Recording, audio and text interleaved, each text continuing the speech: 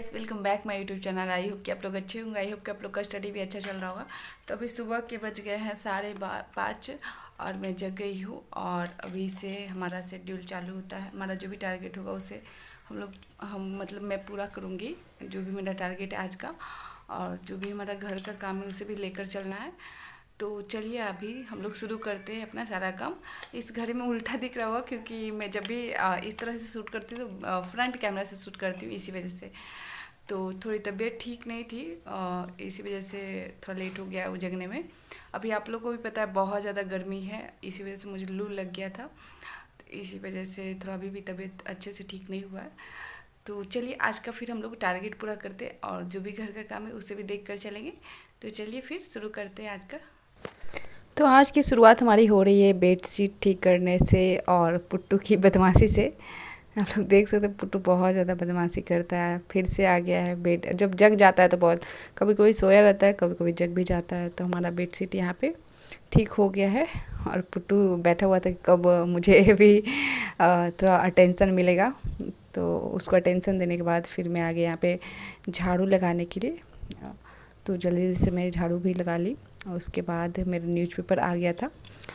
तो अब मैं अपने अच्छे से न्यूज़पेपर को स्टडी करूँगी और इसमें जो भी हमारा इम्पोर्टेंट्स पॉइंट होगा उसको मैं क्या करूँगी, एक पेज पे उसको नोट करूँगी। और उसके बाद फिर आप एक पेज पे भी नोट कर सकते हैं या फिर आप एक कॉपी बना लीजिए जिसमें आप न्यूज़पेपर का पॉइंट, जो इम्पोर्टेंट पॉइंट होता है उसको लिखते हैं।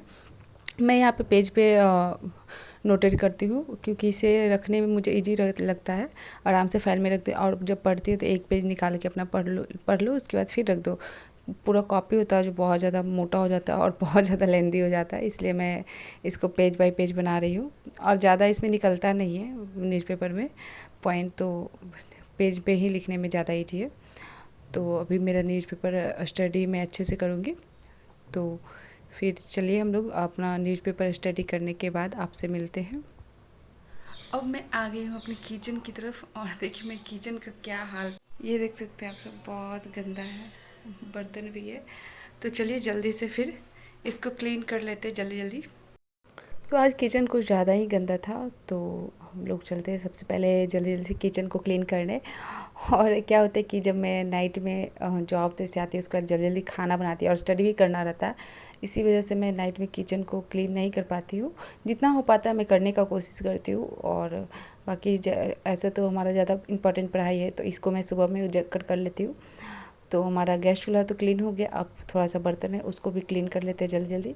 उसके बाद फिर हम लोग चलेंगे अपने स्टडी रूम में स्टडी करने के लिए। तो हमारा ऑलमोस्ट यहाँ पे क्या हो गया, किचन का और घर का सारा काम हो गया है और मैं फिर से आ गई यहाँ पे स्टडी करने के लिए। तो हमारा जो सेकेंड स्लॉट है उसमें मैं स्टडी कर रही हूँ। ये हमारा क्लास 8 का बुक है, एनसीईआरटी का ज्योग्राफी का बुक है। आप लोग को जैसा पता है कि मैं फिर से एनसीईआरटी रिवीजन कर रही हूँ, तो इसी वजह से अधिकतर वीडियो में मेरा एनसीईआरटी ही चल रहा है।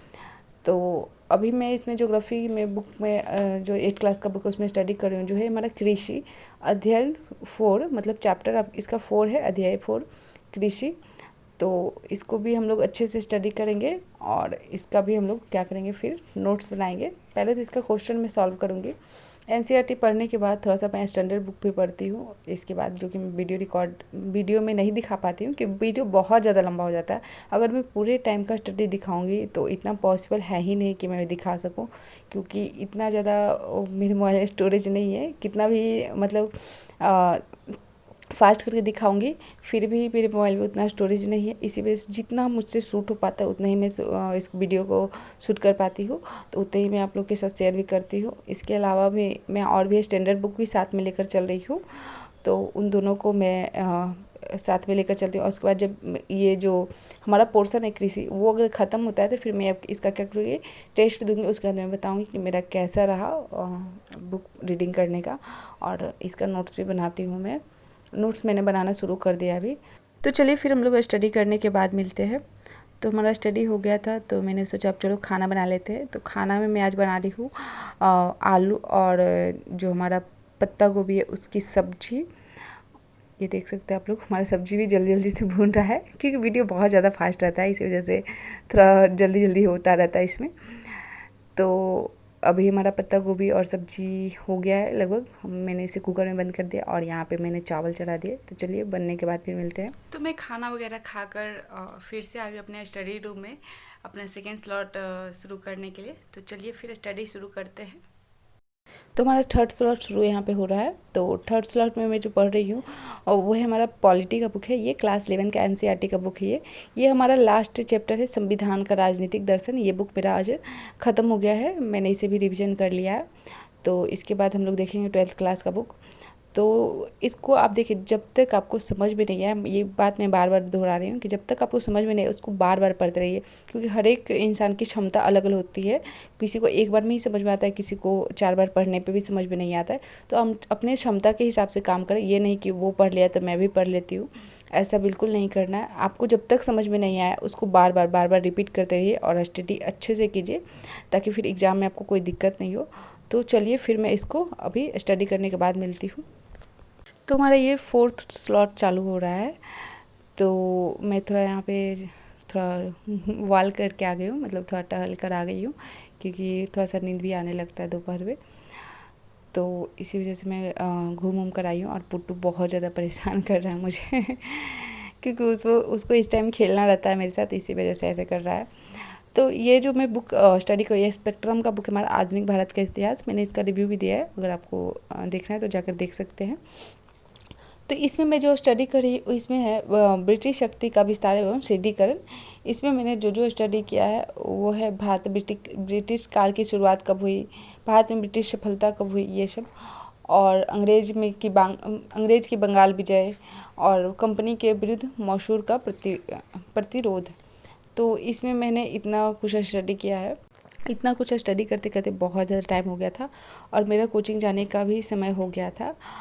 तो ये भी बुक मुझे बहुत अच्छा लगता है। स्पेक्ट्रम का जो बुक है इसमें भी बहुत ज़्यादा इजी वर्ड में दिया गया है, ठीक ठाक है, आप इसे भी लेकर चल सकते हैं। तो अभी तो मैं इसी को लेकर चल रही हूँ और आगे भी शायद इसी को लेकर चलूँगी, क्योंकि मैं एक बुक को पढ़ने का प्रेफरेंस करती हूँ, क्योंकि एक बुक को आप जितना बार पढ़ेंगे उतना ज़्यादा अच्छा रहेगा। तो चलिए इस बुक को फिर स्टडी करने के बाद मिलते हैं।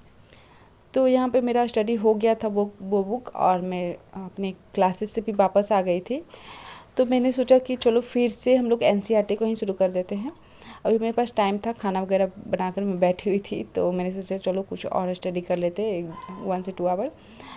तो ये मेरा जो स्टडी करी मैं, ये क्लास 8 का ही बुक है एनसीईआरटी का, जो इसके पहले भी मैं स्टडी की थी इसी ब्लॉग में। तो मैंने सोचा चलो इसका दूसरा चैप्टर भी स्टडी कर लेते हैं। तो इसका हमारा 5वां जो चैप्टर उद्योग है उसको मैंने इस वीडियो में स्टडी किया। अब इसका लास्ट चैप्टर है मानव संसाधन, जो कि मैं अगले ब्लॉग में स्टडी करूँगी, तो आप लोगों को दिखाऊँगी। तो हमारा बुक ये भी ख़त्म होने वाला है, क्लास 8 का भी। तो अब इसके बाद मैं फिर क्लास 9 का शुरू करने वाली हूँ। तो मेरा ज्योग्राफी भी धीरे धीरे कंप्लीट होने वाला है। क्या होता है कि कभी कभी होता है कि अगर आपको स्टडी नहीं भी करने का मन रहता है तो आप ब्लॉग शूट करते हैं तो स्टडी अच्छा खासा हो जाता है। तो यही बात है। तो आप लोग को बहुत बहुत थैंक यू, क्योंकि आप लोग की वजह से मेरा स्टडी बहुत ज़्यादा हो रहा है। तो आज के लिए इतना ही, बाय बाय।